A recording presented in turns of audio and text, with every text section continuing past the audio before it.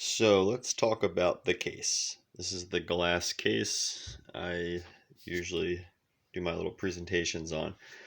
So the contents of the case aren't always the same. They change as I'm working on different important things. Some things always stay in the case. The case is kind of like a real cool breakdown of the timeline because when we have these conversations, we're talking about things that happened from 15,000 years ago all the way up to just a couple hundred years ago, a vast time period that these artifacts came from different time periods. These weren't all made by the same people. Some were made by people that were thousands of years apart in existence from people that have made other things. The problem is we can tell by material and by design that this is a different group, this is a different group, but we can't tell when because the creek doesn't offer you context. And to get context, you have to dig, and to dig, you need permission, and you're not going to get that unless you're an archaeologist. You got a lot of time and connections, so you have to work within the laws. So, and really, like I said before, when you're finding arrowheads, it's almost a disorder. I would say it's similar to like OCD. Like I don't want to say that it looks like trash or it looks like modernity or man-made objects like bruising nature, but that's almost how it is to me when I'm walking along and I see a stone that is so symmetrical that I know nature couldn't make it. It almost looks like a piece of trash to me. And archaeology is pretty much trash. It's a discarded remnants of any past culture. Like a Pepsi can from 10 years ago is archaeology. It can tell a story. Clues. It's like an ancient detective, really. So let's go through the case and through the time periods. So a unique time period that happened between the really happened right after the Neolithic, in between the Neolithic and the Bronze Age was the most unknown. The um, the Mesolithic, or whatever mutilated name people are call it, but it's the time right before we went into the Bronze Age. We don't know much about it, but we know that the artifacts got a little bit smaller, more detailed, um, moved out of like the Clovis and the Folsom into these smaller pieces, which, yeah, there we go. In the same place, we find examples of Mesolithic um, craftsmanship. So we find a willow leaf, thin flint willow leaf, perfectly flaked, white on one side, black on the other. Patterns. White, black, and red were the most significant colors to what we know as the Native Americans. You see it on so many tools, the contrast of black and white. This is a scalpel type knife, perfectly shaped. But here, again, we have a very weird material, nice and shiny, then rough on the inside. This is not rock, or it wasn't when it was made. This was a bone tool that fossilized. But still, the craftsmanship is there, and it's thousands of years old. So it went megalithic, the people that built the mega structures, the pyramids, the things that we have really no clue about, the people that built them, all just hypothesis. And then it went into the Neolithic, the people that were building the circles and the dolems and the chambers. Perfect example of a Neolithic is Stonehenge in England. But in America, we have thousands and thousands of stone dolems and structures and circles all up the East Coast. Cairns, the same exact building styles, same exact astronomical alignments as the people that were said to be in control of Doggerland. Doggerland was the English Channel, and back during the time before the Bronze Age, the Mesolithic time period, that was all dry ground, like almost savanna and forested land. Um, stone tools and fossils washing onto the coasts of England out of the Channel and onto the coasts of France out of the Channel all the time. In fact, they found a whole nother Stonehenge when the sandbar got washed away during a hurricane, but it was made out of wooden posts and they were all perfectly preserved. So we know that was all dry ground at one point. We know these people were so good at navigating the ocean, they were able to quarry enormous megatons of stone, that, blue stone that was used to create Stonehenge, and they had to do this by transporting these stones on boats. So if they could do that, I think they could um, follow the ice sheet across to America. And I know, in fact, they did, because if you just do a little research, even there's like some great videos on YouTube, some great documentaries about the sheer abundance of unknown ancient stone structures all up the East Coast, all through Pennsylvania, Jersey, New York, Connecticut, New Hampshire, Maine, all up the coast. The Native Americans, the oldest ones we had European contact with and written accounts of, said, "We didn't build this. This stuff was here when we got here." And the archaeology proves that. So that they were the type of people making tools like this in this design. I haven't found many, and they're very hard to find, because this group of people were using what I call the semi-precious miniatures people. Like, this is very, very good examples of almost like a heart shaped here, but a miniature Clovis almost. But they're always made out of garnet or jadites or um, agates or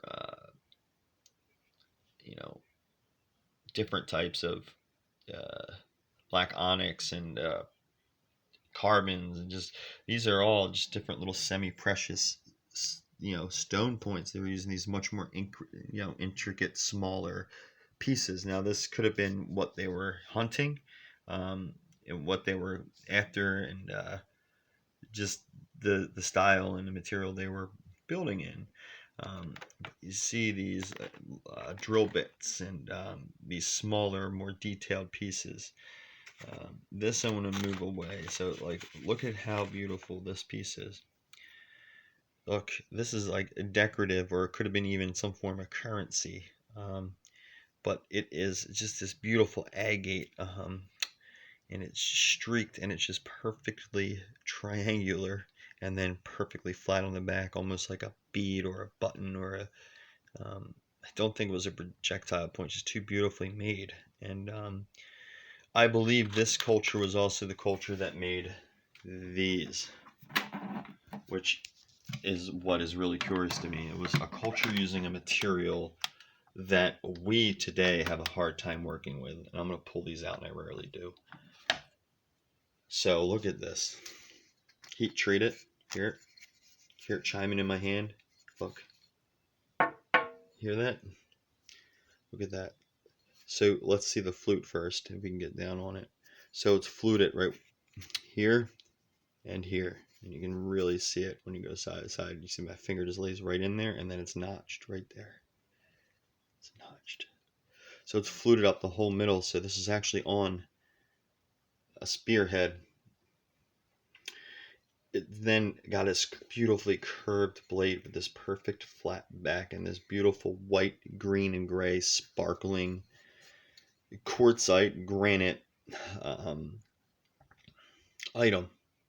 Now this is thousands of years old, but what was interesting about this, and I'm going to drop this real quick to explain this.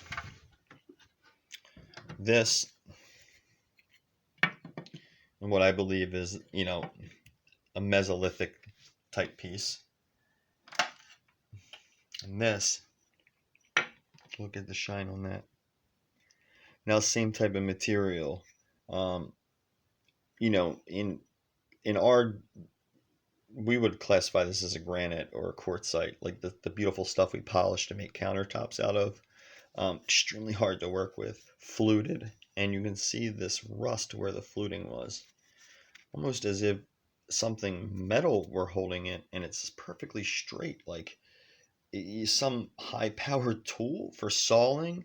And what's interesting, if this wasn't hypothesis of other things found like this, and they're not found in America. The only other pieces like this were found in Doggerland, or what is now United Kingdom or England, ancient, Bronze Age and earlier, where there's stuff all there to do a lot better job with archaeology over there. They're way more open um, about things, but the edges and the sheer precision that this was fluted with, and the only way you can work with this is by um, very tedious polishing on whetstone to file it down into shape. You can't fracture this material. You can't cut it. You have to smooth it and shape. It takes literally months and sometimes years to shape one.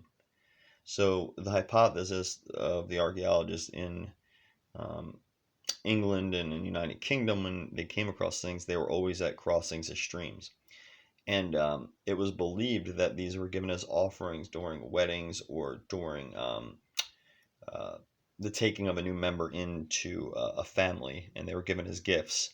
Um, the problem with England and their archaeologists sometimes is they want to attach everything to a spiritual or a cultural um, religion or ideology. It's so hard to do that because we don't have any written record. It's all just guessing. And of course, they had some sort of ritual, and we see that in their wooden henges, their stone henges.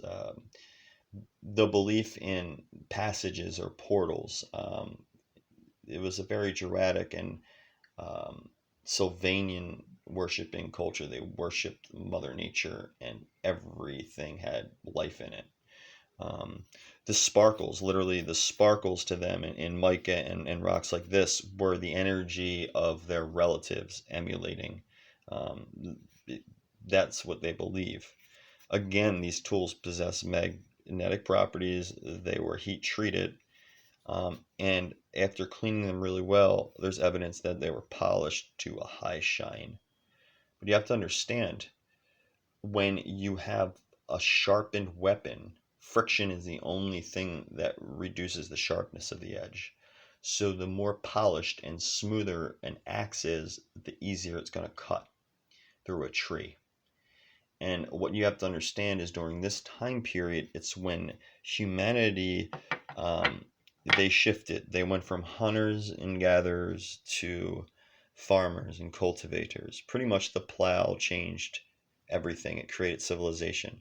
Because once upon a time, we had to chase our food around, and we couldn't have big, bulky families and too many mouths to feed. Everything was contained by nature. You had enough people that you can naturally support.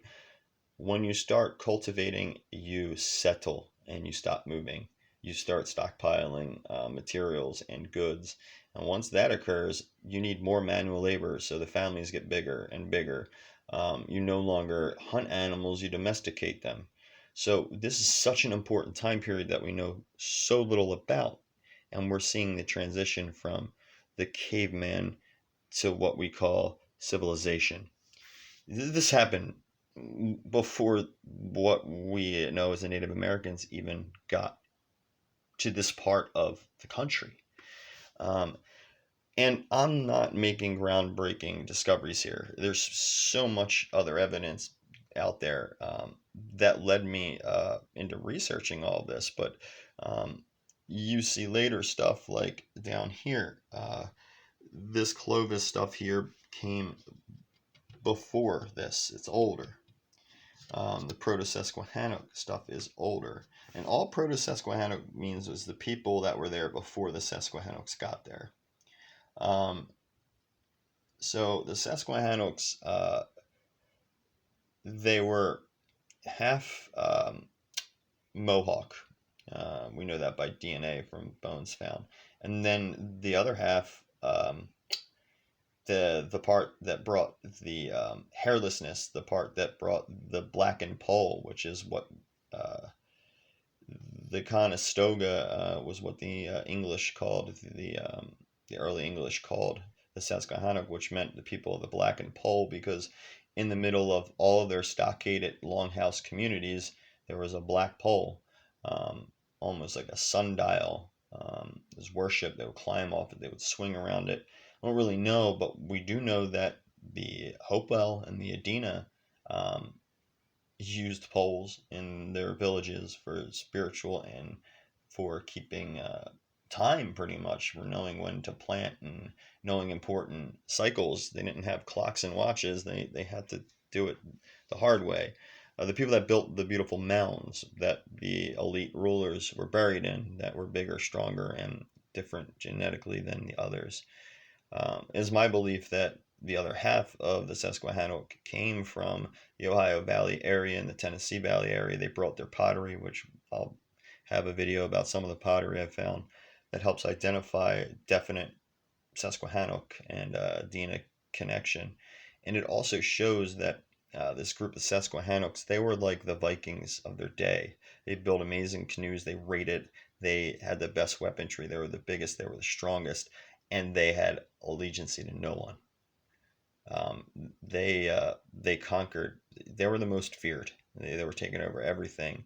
It was disease, smallpox, European contact that kind of wiped them out. Um, they had cannons and guns during the 1600s. They had guns before the English got here because they were trading with the French and the Dutch.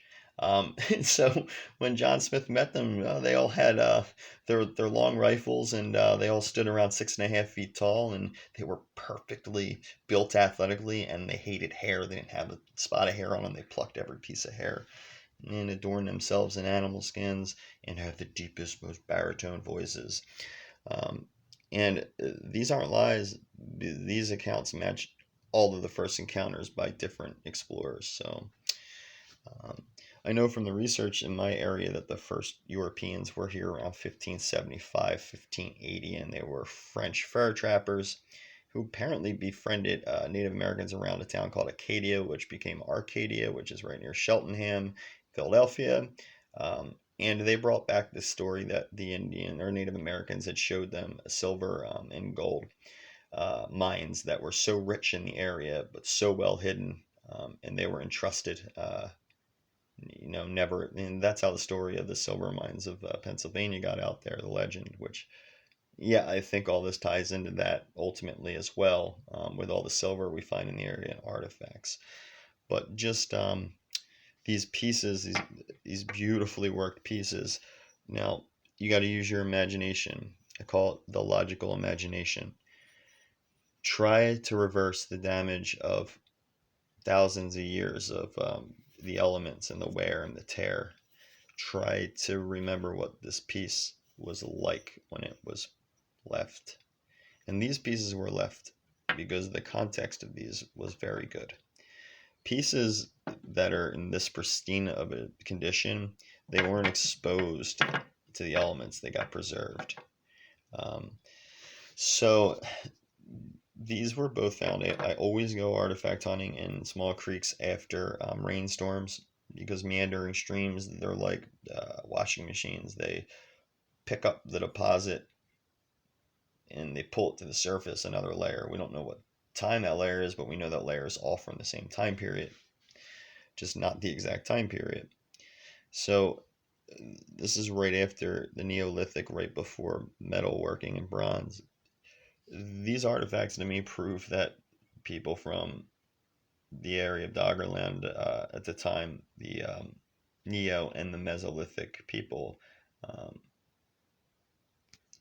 the Nurchans, the Denisovan, they were here, and the Denisovan is just a variant of humanity that was so much more advanced, and they had great technology they discovered recently, a couple of years back, in a cave in Russia. The first preserved bone in DNA. They were able to get DNA out of a few teeth from the Denisovan people, and they found this Bengal bracelet, jade, one of the hardest materials, perfectly shaped into this beautiful Bengal bracelet with two perfect high-speed powering drill holes through each side. And they're talking about 15 to 20,000 years ago or older. Well, what technology do they have? The Egyptians, there's tons of evidence of high-speed drilling and coring. Um, what kind of elaborate measures, other than taking such a long time and working with choosing this material, although it would have been gorgeous when it was done, practical, beautiful pieces, so unique, but they tie in with this culture making these smaller spearheads. So there's some smaller Clovises there, and then you get these V-shaped Clovis points.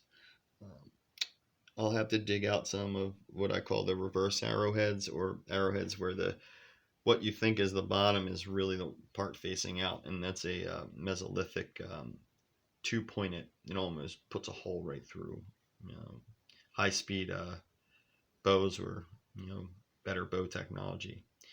Um, just the case alone, you see such a unique breakdown of artifact. This crazy reverse fluting that I showed you on the other piece that is similar and probably made by the same craftsman. So you got the quartz one in the case below, and then you've got this slate slash I believe it's just really, really dark flint, because it's semi-translucent. But you got the white one down here in the case, and this one, and they're made with the same exact reverse fluting, this pattern. And I think they're knives, because your fingers pressing on there. I don't think they were projectile points, but a type of meso or paleo blade. And that ties in with the people that made this, the people that made that Celt down there. It's the same polished, beautiful material. That's a little fragile because it got a crack in it because of all the rock that was sitting on top of it. And the same people that made, let's see, the arrowheads in here, but not the ones in here.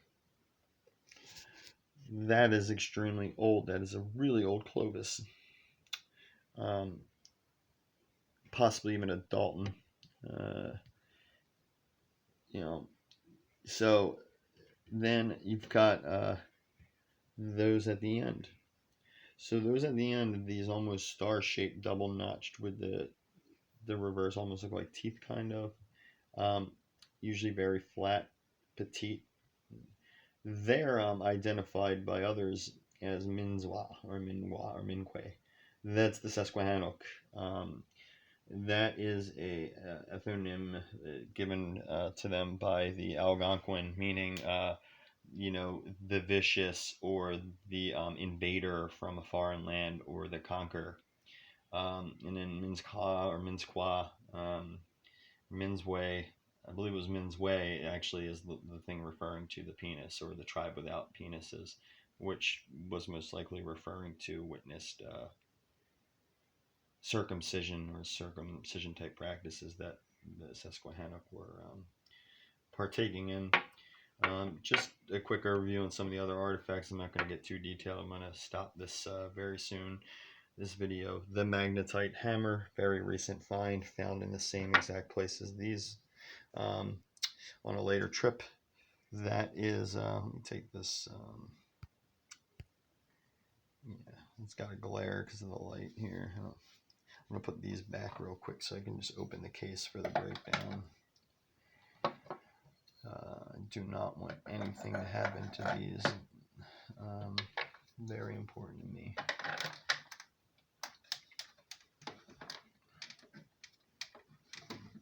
So, like I said, thousands of years represented in this case, not just one people from one time, but all in one place. Which, that's the $1,000,000 question. Why all in one place? Quick breakdown. This is Algonquin, elongated, generally made out of basalt or mudstone from the Neshaminy, or areas closer to that blade on the stem. Very well crafted, but this is not the Susquehannock. This is the group of people that were there before the Susquehannock that they pushed out. This is called a bent arrow. You see the bent tip?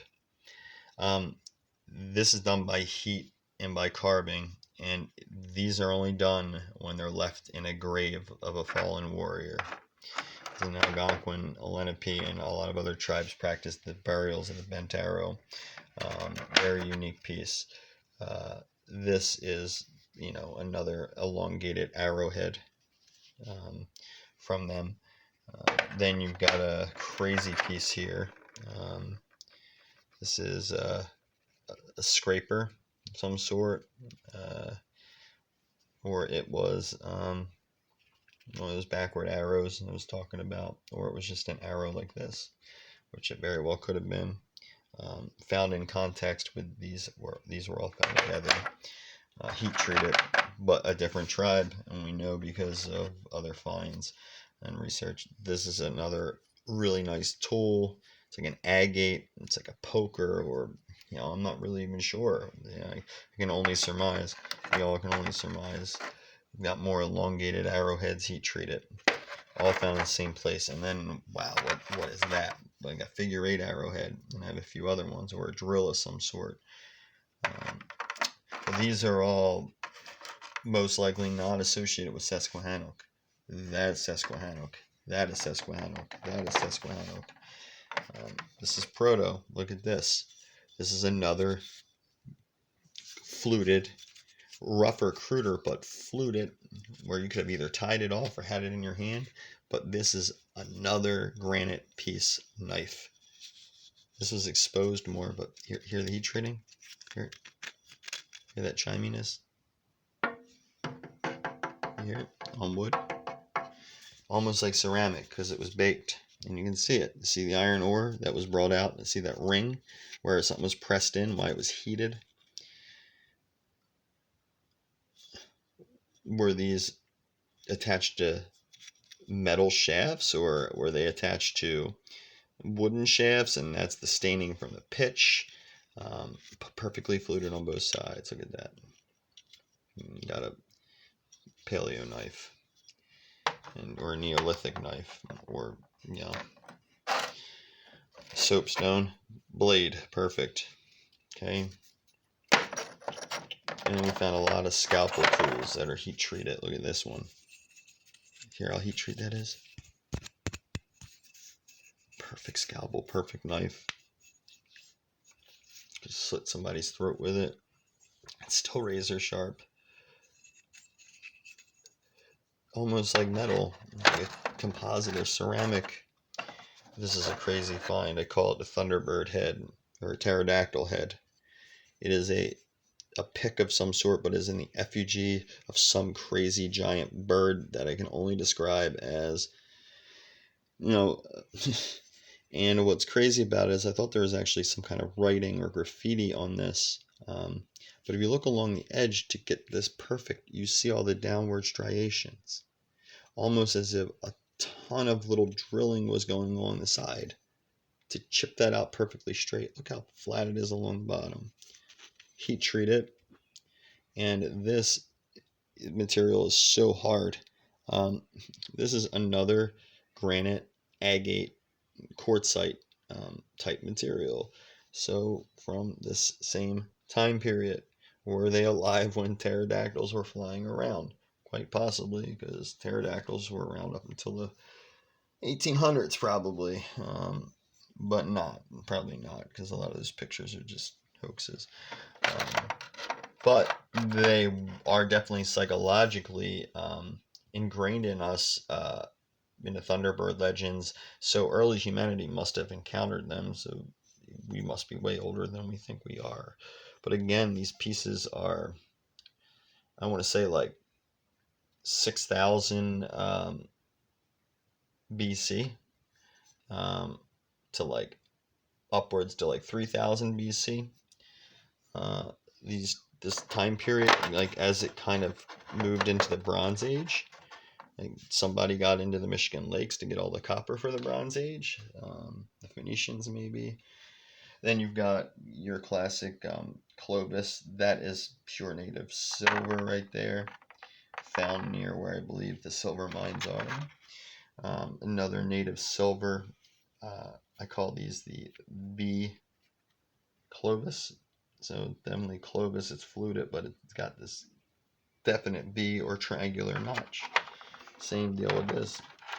and get close so you can really see that notch in there, triangular.